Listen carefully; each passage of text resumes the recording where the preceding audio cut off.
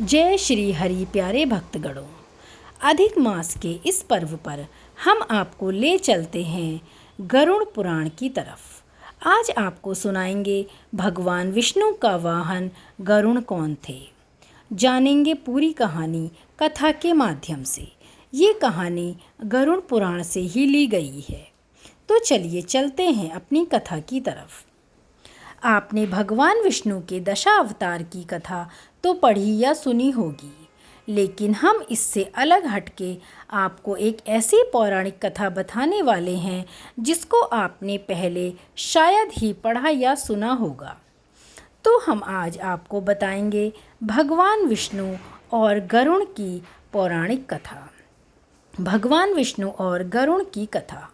ऋषि कश्यप की कई पत्नियां थीं, जिनमें से 2 वनिता और कद्रु थीं। ये दोनों ही बहनें थीं जो एक दूसरे से ईर्ष्या रखती थीं। दोनों के पुत्र नहीं थे, तो पति कश्यप ने दोनों को पुत्र के लिए एक वरदान दे दिया। वनिता ने 2 बलशाली पुत्र मांगे, जबकि कद्रु ने 1000 सर्प वाले पुत्र रूप में मांगे, जो कि अंडे के रूप में जन्म लेने वाले थे। सर्प होने के कारण कद्रु के 1000 बेटे अंडे से उत्पन्न हुए और अपनी माँ के कहे अनुसार काम करने लगे। दोनों बहनों में शर्त लग गई थी कि जिसके पुत्र बलशाली होंगे, हारने वाले को उसकी दासता स्वीकार करनी होगी। इधर सर्प ने जो जन्म ले लिया था, लेकिन वनिता के अंडों से अभी कोई पुत्र नहीं निकला था।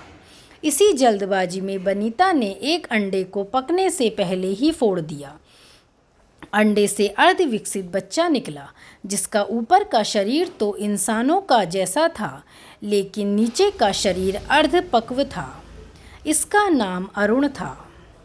अरुण ने अपनी माँ से कहा कि पिता के कहने के बाद भी आपने धैर्य खो दिया और मेरे शरीर का विस्तार नहीं होने दिया, इसलिए मैं आपको श्राप देता हूँ कि आपको अपना जीवन एक सेवक के तौर पर बिताना होगा।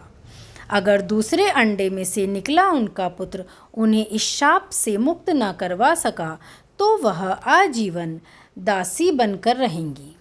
भय से विंता ने दूसरा अंडा नहीं फोड़ा और पुत्र के श्राप देने के कारण शर्त हार गईं और अपनी छोटी बहन की दासी बनकर रहने लगी। बहुत लंबे काल के बाद दूसरा अंडा फूटा और उसमें से विशालकाय गरुड़ निकला, जिसका मुख पक्षी की तरह और बाकी शरीर इंसानों की तरह था। हालांकि उनकी पसलियों से जुड़े उनके विशालकाय पंख भी थे। जब गरुड़ को यह पता चला कि उनकी माता तो अपनी ही बहन की दासी हैं और क्यों हैं यह भी पता चला, तो उन्होंने अपनी मौसी और सर्पों से इस दासत्व से मुक्ति के लिए शर्त पूछी। शर्त के अनुसार सर्पों ने विंता की दासता की मुक्ति के लिए अमृत मंथन से निकला अमृत मांगा। अमृत लेने के लिए गरुड़ स्वर्गलोक की तरफ तुरंत निकल पड़े।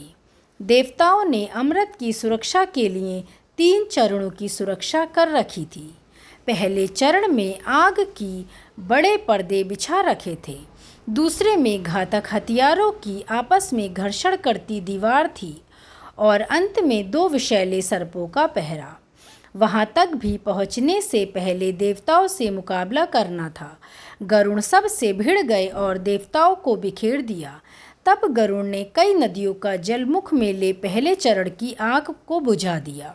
अगले पथ में गरुड़ ने अपना रूप इतना छोटा कर लिया कि कोई भी हथियार उनका कुछ न बिगाड़ सका और सांपों को अपने दोनों पंजों में पकड़कर उन्होंने अपने मुख से अमृत कलश उठा लिया और धरती की ओर चल पड़े।